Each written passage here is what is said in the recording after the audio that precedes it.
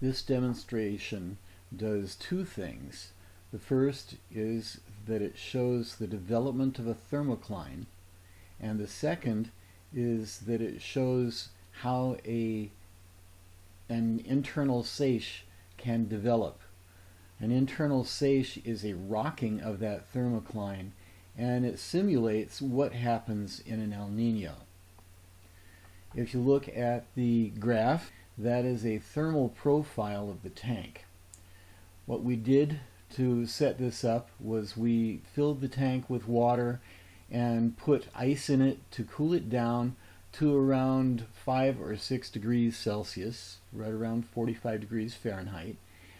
And then we put lights on it for about 20 minutes.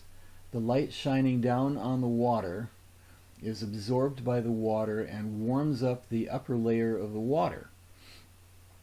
Since warm water is less dense than cold, it floats on top, but you really can't see it. So we added a dye to it to show where the thermocline is. The warm water, colored red, since it's warmer than the colder water below it by several degrees Celsius, it floats on top and does not mix with that colder water. Next, a fan will be placed on the left side, blowing air across from left to right. You should see the thermocline get deeper on the right side and shallower on the left as the warm water is being blown over to the right-hand side. The fan on the left is beginning to blow the warm water over to the right-hand side where the thermocline is getting deeper. As long as that wind is blowing, the thermocline continues to get deeper because the warm water is being blown over to the other side.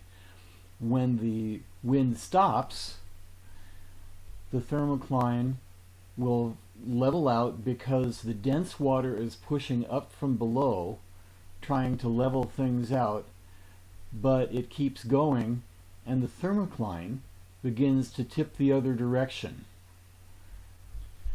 This is similar to what happens in an El Nino.